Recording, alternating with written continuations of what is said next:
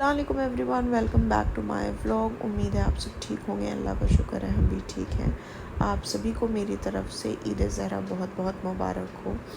ये व्लॉग ईद ज़हरा के next day आएगा, तब तक हो चुकी होगी, लेकिन फिर भी मेरी तरफ से बहुत मुबारक हो।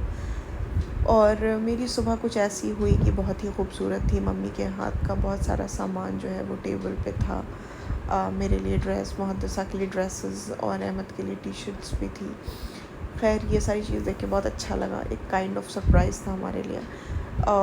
इन चीज़ों को सेट करने के पहले हमने सोचा कि अपना रूम थोड़ा सा ठीक कर लिया जाए, क्योंकि 2.25 महीने का जो ड्रेस का अंबार था मेरे पास, उनको ठीक करना था। मुहद्दसा की वार्डरोब, अपनी वार्डरोब।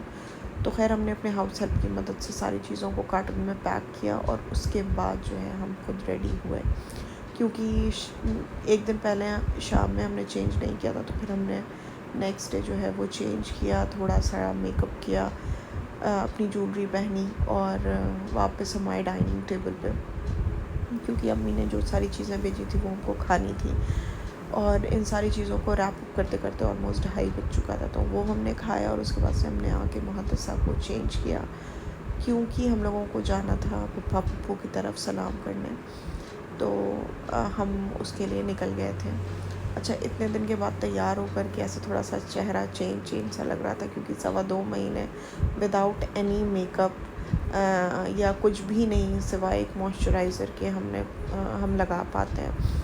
तो थोड़ा सा अच्छा लग रहा था, फेस ऐसे फ्रेश था। खैर, हम पहुंच गए थे पप्पा पप्पू की तरफ। उन लोगों से हमने मुलाकात की, सलाम किया, मिले, चाय वाय पी, और उसके बाद से हम वापस जो है वो निकल गए थे घर जाने के लिए। और अभी जो है हम अपने घर आए, क्योंकि यहाँ ईद ज़हरा की महफ़िल है। और जब घर पहुँचे तो पता चला हमारे घर की जो सबसे बड़ी मेंबर है भाई, वो भी प्रेजेंट थी। तो उनसे मुलाकात की, और मेरे साथ एक बहुत बड़ा फ्रॉड ये हो गया कि हमने एक साइट से ड्रेस मंगवाई थी आज के लिए, और हमने कोई अल्टरनेटिव नहीं रखा था, बेवकूफ़ी में इस पे ही डिपेंड थे।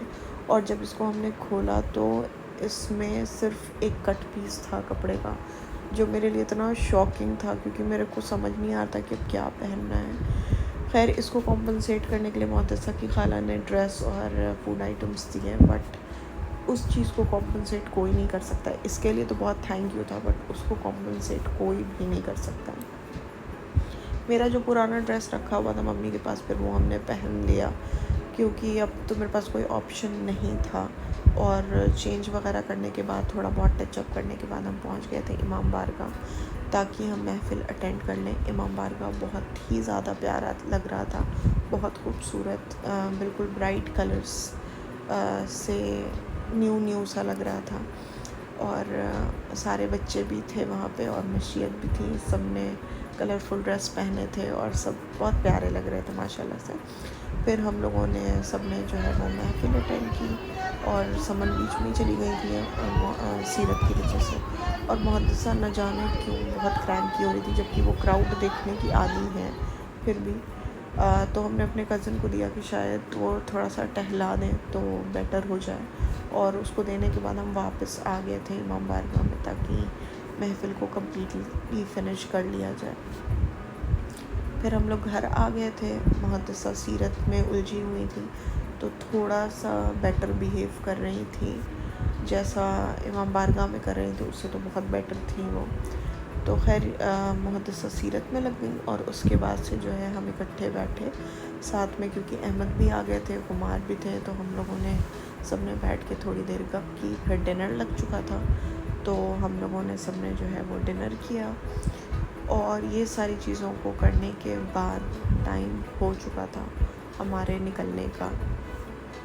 तो हम लोगों ने सबको खुदाफिज़ किया, हम सबसे मिले, और फिर जो है हमारा टाइम हो चुका था वापस घर जाने का। ये मोमेंट थोड़ा सा अजीब होता है, बट खैर, अच्छी बात यह है कि हमें मौक़ों के, या जब भी ऐसा टाइम मिलता है तो हम आ जाते हैं यहाँ। एक सिटी में होने का कभी कभी बहुत मेरिट भी होता है। खैर, हम इकट्ठे जो है वो निकल गए घर जाने के लिए। ये भी पर्क्स होता है जब आप नज़दीक में रह रहे हैं। और अकॉर्डिंग टू रिचुअल्स, अम्मी हमेशा बाहर तक आती हैं खुदाफिज़ करने के लिए। तो वो आई, तो हम लोगों ने उनको खुदा हाफिज़ किया और फिर जो है हम निकल गए वापस घर जाने के लिए और हम पहुंच गए घर। If you like my vlog, do like, share and subscribe.